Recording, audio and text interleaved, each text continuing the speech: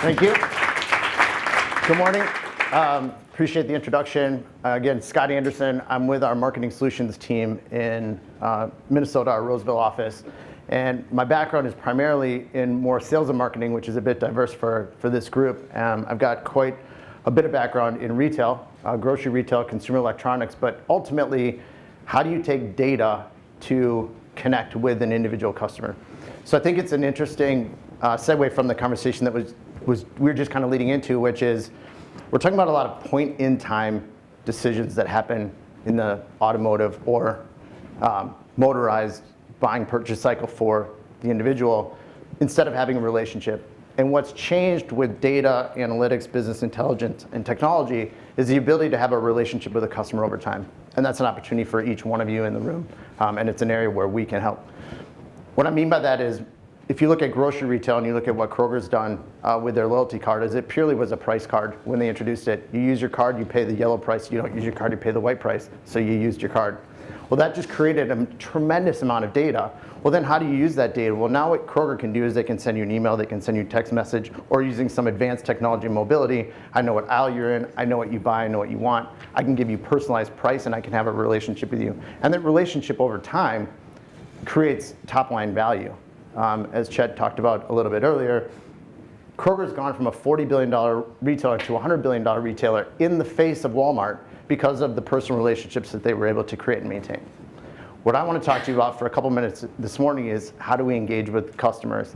And what I mean by that is customers today that want a car, need a car, want a boat, maybe they don't know if they can afford a boat, are looking for that information right now, literally right now. Someone's on their phone looking for this.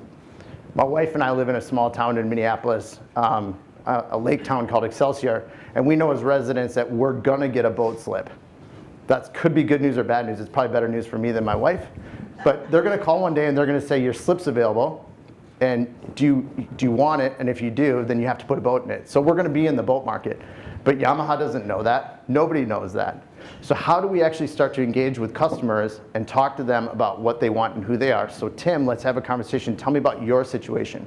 Marguerite brought up earlier, she says, hey, we're a one-car household. We're using Uber. This is all data. It's no different than what happened 50 years ago in the dealer. Grandpa walks in and the dealer says, sales guy says, hey, it's good to see you. I know you because we live in the same town. What do you need? What's the situation? Oh, Johnny, Johnny just turned 16. We need a car. I want something that's safe. I want this. I want blah, blah, blah, blah, blah.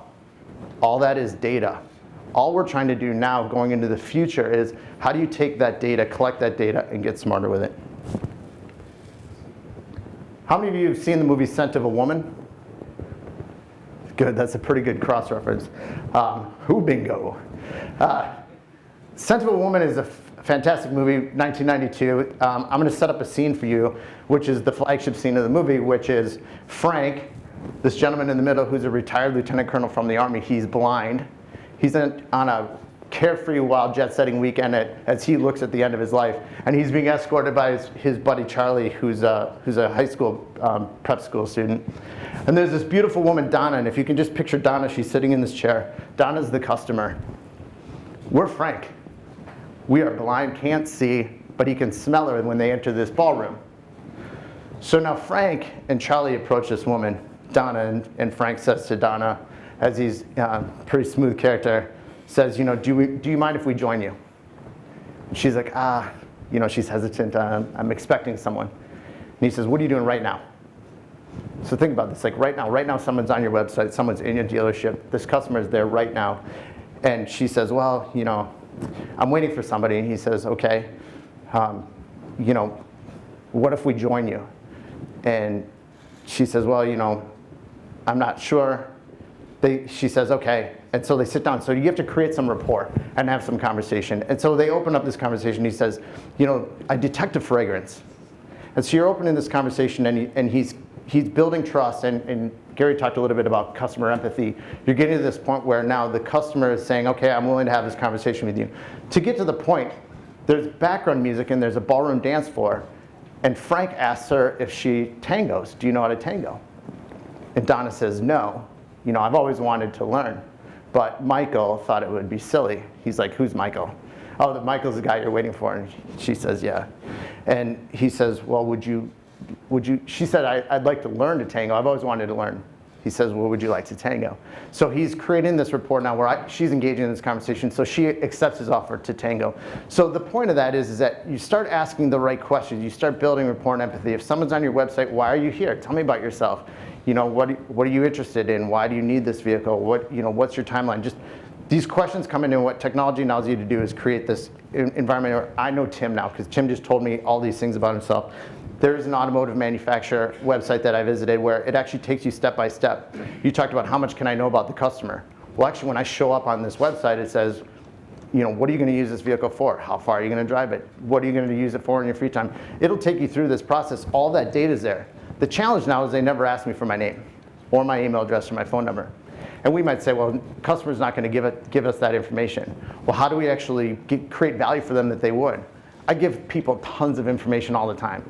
I'm willing to give you my name, address, email address if there's something in it for me. And if I'm in the car market, my wife and I bought 2 cars in the last year, I'm willing to give you that information if I get something back. And that goes back to creating a relationship.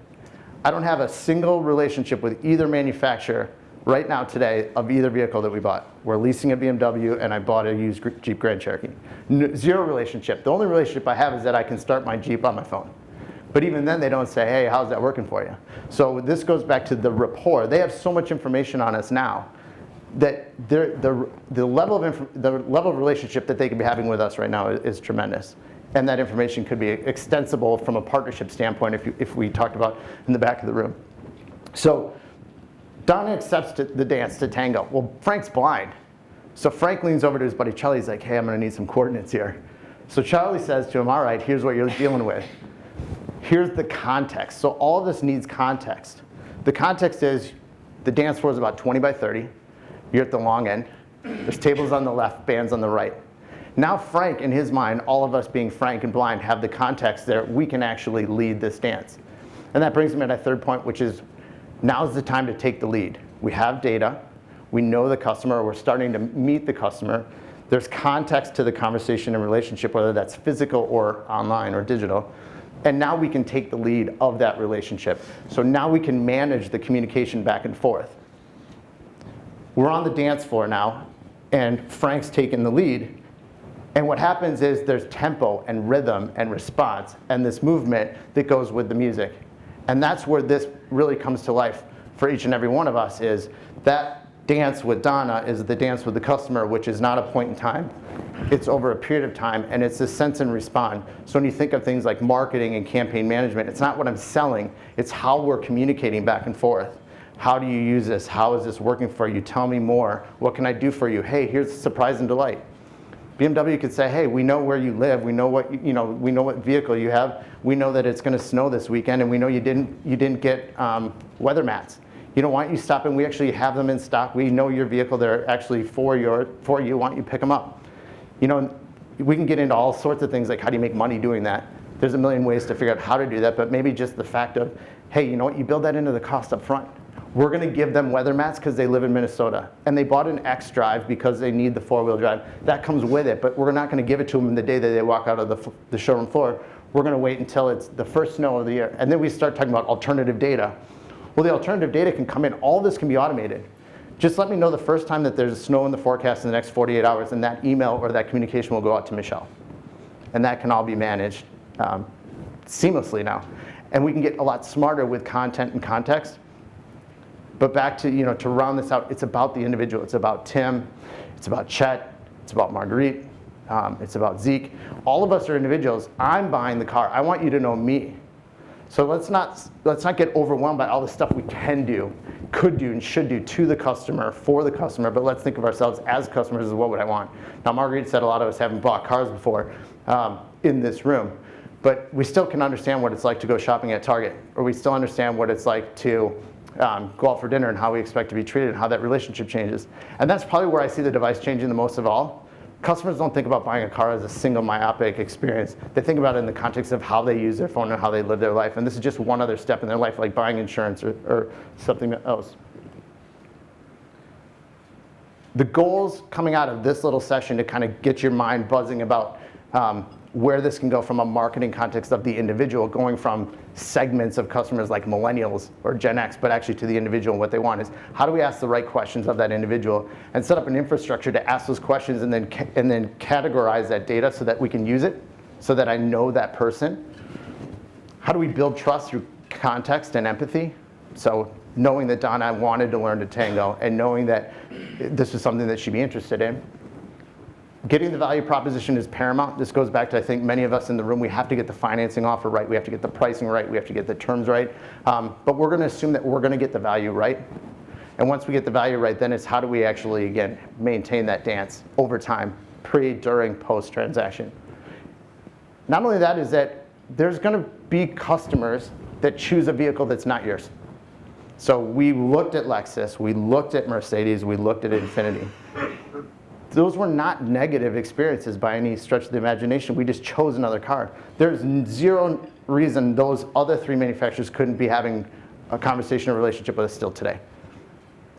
And who knows what happens in the future. Or what's happening from the social advocacy standpoint is who knows what we would tell somebody about, hey, you know what, you should actually look at this vehicle, or you should go here and meet this person. The extensibility now of communication is broad reaching. The tempo and response is critical. And fundamentally, this would be really hard to do if we didn't have technology that enabled us to do it.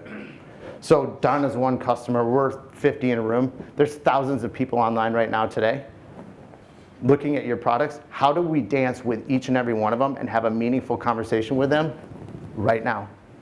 Frank says in the movie, sometimes you live a life, some people live a lifetime in a minute. And right now, everyone lives a lifetime in a minute, and we need to be there. And we need to listen, and we need to respond to customers when they are ready to have a conversation with us. And lastly is, we're gonna see the positive outcome of that in terms of measurable response from customers that can say, hey, we're converting more customers have positive sentiment to say about us, and actually we're seeing greater social advocacy of our brand and our product, where the product and the customer come together, where it becomes more, they become part of your family. I hope this sparked some thoughts, gave you guys some things to think about, and recognize that, you know, we're all in this together as customers first, and as, you know, salespeople, financiers second. And if we kind of sometimes put that reverse cap on, I think it changes the way we can think about, you know, how we can be smarter and more effective with the customer.